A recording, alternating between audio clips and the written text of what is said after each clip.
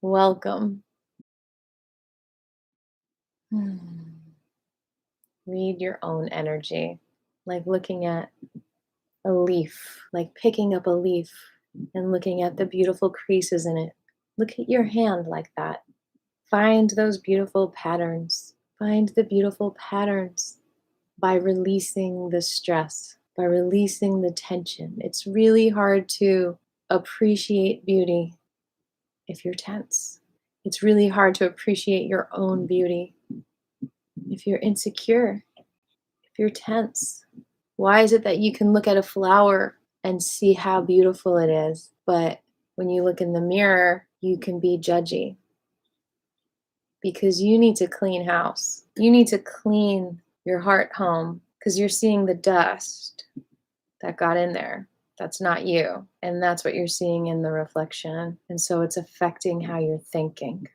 And that's what we're going to explore today. Really giving our heart a nice, sparkly crystal cleanse so that our thoughts can be clear. A lot of people say clear your mind, but they don't realize that it's not the mind that gets cleared, it's the heart. And that's why when you walk in the woods and you walk in nature, it clears your mind because it cleans your heart. So when you're walking and you see these beautiful trees and you see birds fluttering and you hear the sounds of rustling leaves, all of that is not only food for your heart, but it also keeps that heart house clean. And it's so underrated. When you can keep your heart house clean, home is literally where the heart is, then you can keep your thoughts clear. So if you're just staring at a computer all day and you feel confused because your heart is getting overstimulated, understimulated, lied to, you need to clear all of that dust from the heart regularly, like washing dishes, because all those triggers, all the hits that you're taking in, that you're feeling or not feeling, are clouding your mind because your mind is in some ways a reflection of how you feel. I'm going to say that again. Your mind, in some ways, or some would say always, is a reflection of how you feel. So let's take addiction, for example. If you are addicted, then your mind is craving something. But what is your heart craving? It's very, very tricky. Your heart is craving love always. Your heart craves peace and joy. Your heart not only craves these things, it creates these things. Your beautiful heart is a beautiful house that's been built for you, or maybe you built it yourself. It's like a palace, and it is love, it is joy, it is beauty. And when your mind sits in it and is housed by it, it is everything that your heart is too. It is joy. It is love.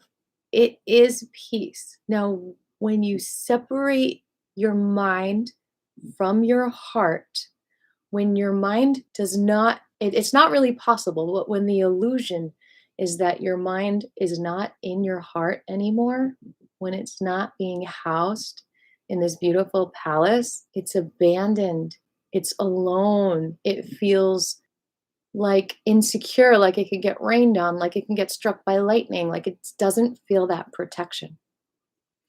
And so that's when you really start to downward spiral and crave addictions like, okay, I need shelter. I need something to not feel this pain. I need something to not feel this fear, to not feel this hate, to not feel this unworthiness of love. And so I'm going to feel the love from the substance. I'm going to feel the love from the overstimulation. I'm going to feel the love from power, from greed, from fame, from money. If you have any of those issues where that mind is experiencing extreme insecurity, extreme self loathing, whatever it is, let's take the mind and bring it back to the heart. And then what? Then what are you going to feel? Did the mind abandon the house because the house didn't feel safe? Did your heart feel unsafe for your own mind at any time? And did that disconnect cause some kind of disease, a physical pain, an emotional pain? Good questions.